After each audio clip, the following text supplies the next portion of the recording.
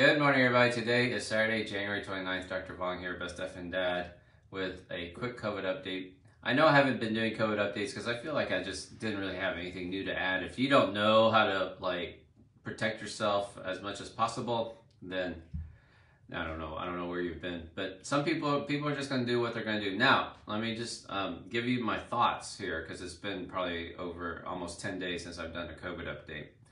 And I will tell you,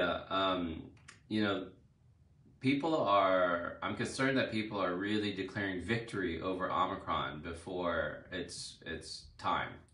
And yes, the numbers are coming down in the early areas like New York City, the Northeast, where they were hit first. Houston's numbers are coming down.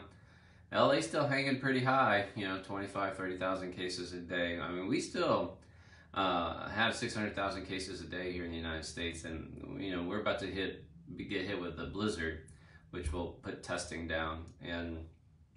But it's really not about testing. It's about hospitalizations, which remain high, 150,000 across the United States, and the deaths, as we said, is always a lagging indicator, and that's the one that really matters, 2,500. Now, what I want to bring out to the simple math people there, if you watch what's happening in UK, and everybody's like, look, Omicron's already peaked in the UK. UK's opening up. UK has 90,000 cases a day, right?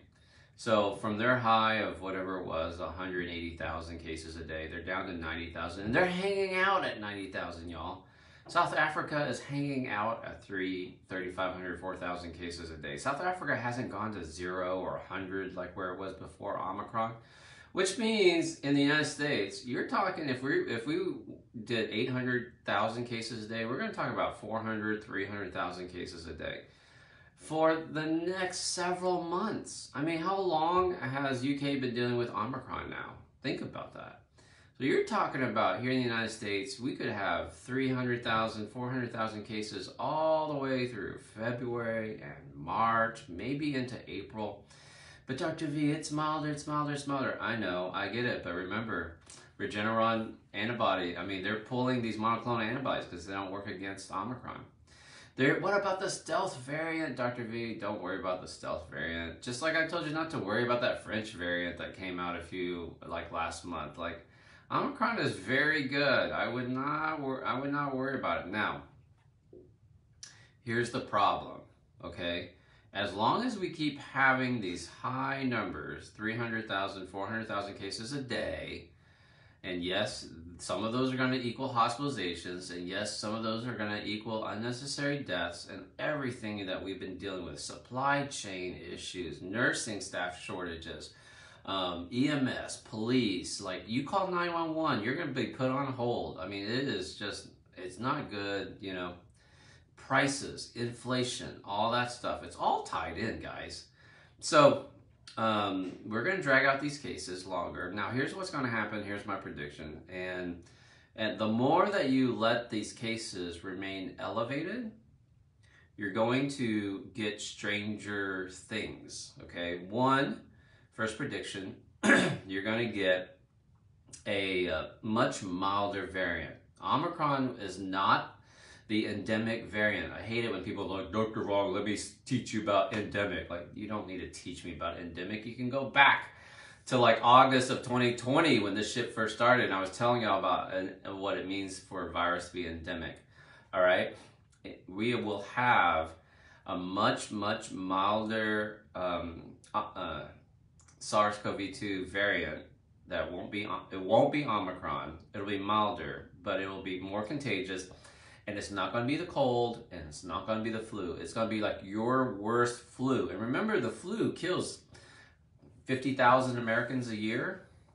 So now you're talking about an endemic SARS COV-2 that's going to knock you on your ass for 2.5 weeks, and that's going to kill 100,000 Americans every year. Really? That's what you want, but that's where we're headed. And you're not going to get vaccinated, and the flu vaccines are only about 50% effective. Oh, the flu vaccinations for the elderly. It's less effective for the elderly and the young kids. Anyway, I digress. That's something else for another talk. So the prediction is we're going to have a different variant that's not Omicron, that's milder, but it is still worse than anything that we have currently. So if you imagine, you know, your whole office building or lots of people in your area being sick for 2.5 weeks, and a percentage of those are gonna die, like it's not something to brag about, everybody, y'all. Now the second prediction is this: because we are continually chasing our tails against the virus and the pandemic, and I can talk about the economy too if y'all want. The Fed that don't know what they're doing. They're being too slow to react to inflation. These numbers are going to go crazy. All right, I digress. But so I've had, if you've been following me, I've had this weird hacky cough, stuffy nose. This is the best I've felt in like almost 4 weeks, and I never get sick, y'all. Before the pandemic, in the last 10 years, I might have had like 2 times I've had the flu. I very rarely get sick.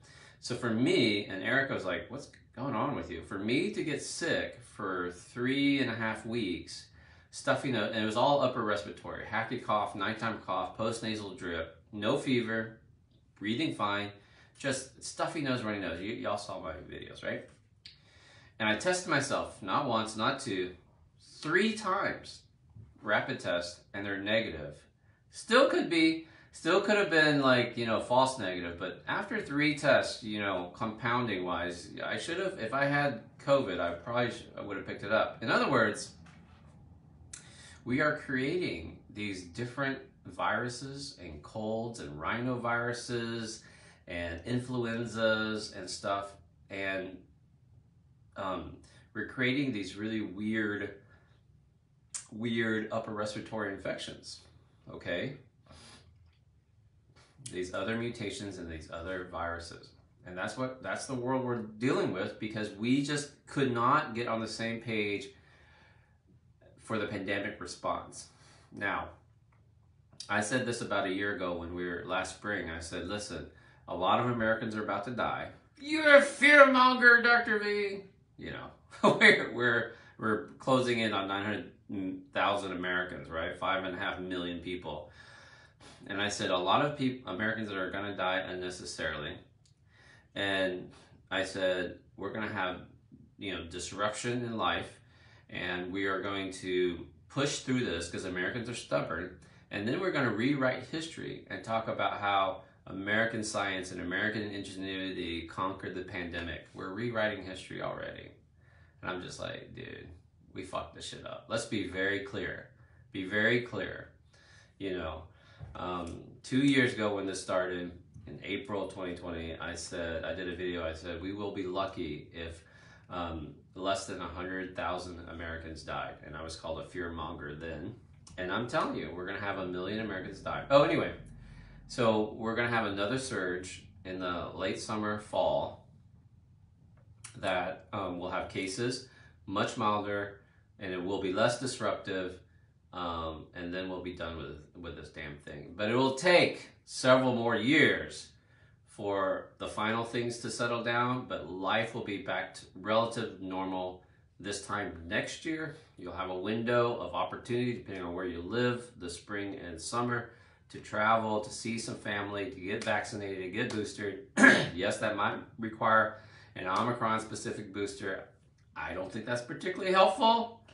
I probably won't get an Omicron-specific booster, but your grandmother might. A chemotherapy patient might. A transplant patient might. A immunocompromised patient might. Anyway, that's it. We are a dog chasing its tail, man. We are behind the times. Oh, for those of you who enjoy this channel, what I'm going to do in the coming weeks is I'm going to keep my COVID update shorter. I know I said this was going to be a short one, but keep it shorter, and then I'm going to talk a little bit more about the mental health side of the pandemic, depression, anxiety, long-haul COVID. I'm going to talk about therapies, outpatient therapies, treatments, and I'm going to talk about, you might not like it, but I'm going to talk about the economy, I'm going to talk about inflation, I'm going to talk about jobs reports, etc., etc. If you like that, I hope you'll hit the subscribe button and hang out with me a little bit longer. Thanks, everybody. See you next time.